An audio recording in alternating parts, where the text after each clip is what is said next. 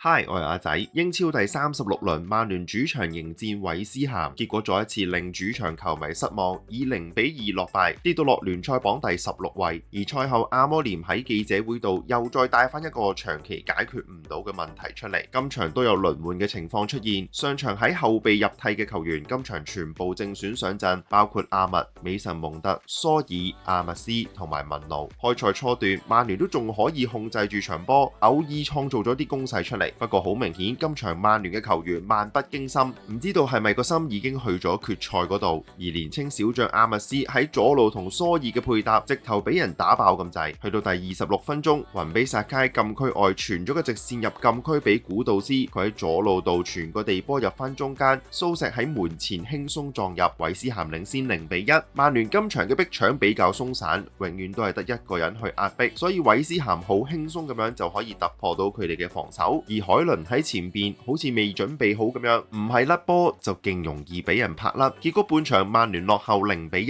下半場開波無奈，呢啲畫面究竟喺今季仲要發生幾多次？約羅喺冇碰撞嘅情況下受傷，而睇嚟受傷嘅位置同佢喺季初對阿仙奴受傷嘅位置好接近，剩翻10日就打決賽，究竟約羅趕唔趕得切喺決賽前復出呢？不過唯一好彩嘅就係佢賽後並冇帶住保護靴離場，但係見到佢行路都趌下趌下。約羅傷出冇耐，去到比賽第57分鐘，烏加特喺中場俾雲比薩卡拍甩咗個波，古道斯策劃快攻傳翻去左邊俾雲比薩卡，佢再傳中俾遠處無人看管嘅保雲射入，韋斯咸領先到0-2。之後海倫亦都有試過幾次埋門，可惜都無功而還。曼聯喺主場0-2輸俾韋斯咸，睇嚟我哋仲有2場波去延續呢一季咁尷尬嘅球季。踢到今日呢一場已經輸咗17場聯賽，主場輸咗9場，而阿摩廉近7場英超亦都只係得2和5負嘅成績，追平咗1992年期間嘅不勝紀錄。而韋斯咸今季係第6支雙殺曼聯嘅球隊，亦都打破咗自07年以嚟首次喺奧脫福贏波嘅宿命。賽後記者會，阿摩廉多次指出，曼聯而家防守嘅時候缺乏一種壓迫感，佢覺得球員冇咗作為豪門球會嘅感覺。最擔心嘅就係球員覺得咁樣踢聯賽排喺呢個位置都 OK， 甚至乎佢話其實歐霸決賽唔係佢最 concern 嘅事，有更大嘅問題佢哋需要去解決。其實亦都暗示緊班曼聯球員而家根本就喺度揀波踢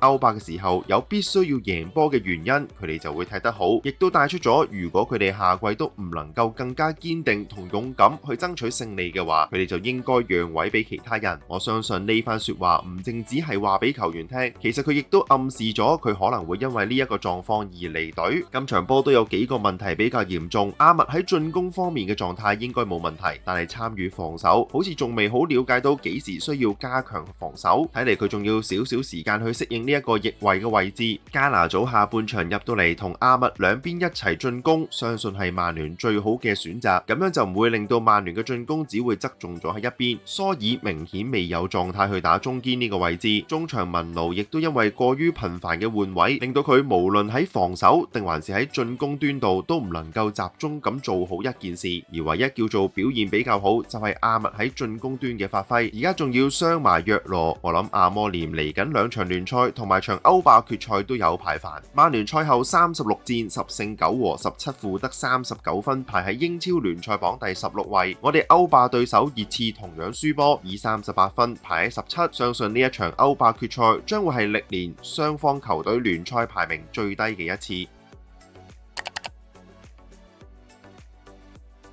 通常傳曼聯買人嘅新聞就多，買曼聯嘅人消息真係少之又少。大家仲記唔記得喺一場 U 隊度入咗6球嘅前鋒梅沙呢？有傳西甲球隊畢爾包想挖梅沙過檔，呢位18歲嘅前鋒一路都冇被選入一隊，而且排喺佢前面嘅仲有好幾個球員，包括奧比同埋韋特利。唔知道畢爾包可唔可以說服到佢翻返佢嘅故鄉度踢波呢？而另一位年青小將文達道，有傳曼聯會開出佢第一份嘅職業合同俾佢，用左腳踢右翼嘅文達道今季亦都有多次被選入一隊踢後備。身穿85號波衫嘅佢，唔知道阿摩廉嚟緊幾場英超度會唔會有機會俾佢上陣呢？而網上面亦都有流出一張佢簽約嘅畫面，相信可能好快就會有官方嘅宣佈。